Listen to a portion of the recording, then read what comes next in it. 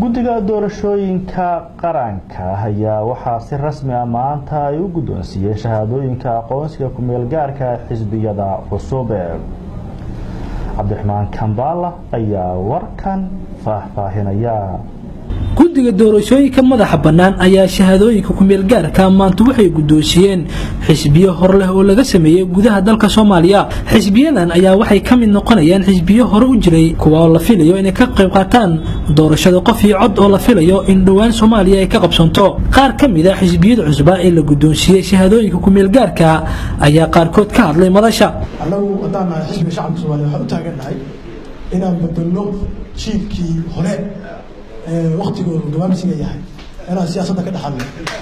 marka hore waxaan jecelahay inaan iraahdo xisbiyada 8 ah ee maanta qaadanaya shahaadada hambali. magacayga waa Cumar Axmed Aadan ahna gudoomiyaha xisbiga muwaadiniinta Soomaaliyeed xisbiga horumarinta muwaadiniinta Soomaaliyeed CBB. والله وهذا وأرنت ما أنت حفلة دعوي وشاهدين اللي قديسين وحال أركا متقول هوش أي قبتين دولتنا أيكو أمرتي أما أي رالي كان نقطي إن هبك حزبية بدن ودن كلهم معموله أنا قلنا هذا شعبنا هاي وسود ويننا مقعد واحد عبد الرحمن حسب مقعد سوا حسب عدالة يهرب مركز الصومالية شهادتكم الجار ويا ما يد لفتر كذا شهادة رسمية معها شهادتكم الجار أي أهانة سائلة يا شروطها كلا وكسب بحيث شروطها حزبه وأرك تهاي إنه قبل كاستقفته أما حزبه وكأنه بارتجه كلا يماده عدد أما وضر ضداد أو دقة طبعا كنقف.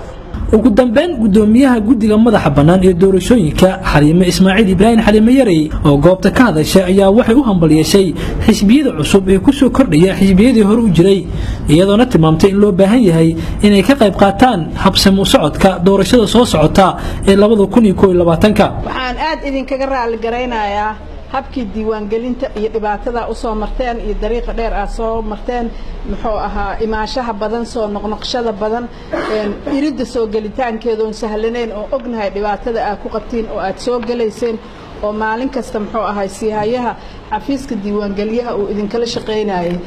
alxamdulillah maanta waxaa soo gaarteen inay soo gabagabowday. waa ogahay waqtiga idinka soo qaadatay wax badan waa nagu dhibsateen celcelinta wax kalena idinma celcelinaynin particular oo arrimo ah oo aan idin diidaynana ma ahayna waxay ahayd in sharciga la maro in adinkoo nadiif ah maanta oo kaleeto aa shahaadada qaadatiin ee idinka timaado. waxaan rabnaa heerka dhaqan doorasho ee aan soo sheegay inaan bedelno. waxaan ku bedeli karnaa wadajirkeena. laguma bedeli karo inaa inta maanta shahaadada iska qaadatiin aad meel iska fariisatiin.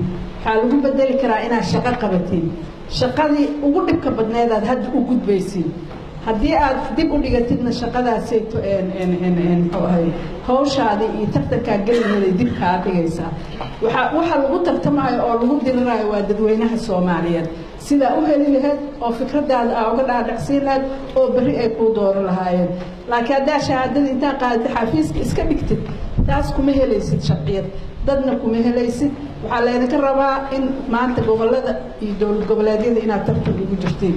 waa bilowna annaka alxamdulillah aadaan uga abaal sheeganaynaa dowlad goboleedka Puntland sida ay noola qabatay shaqadii aan rabnay inaan adinka idin qabanno inaan ummadda Soomaaliyeed u qabanno. Cabdiraxmaan Kambala, Kalson TV, Muqdisho.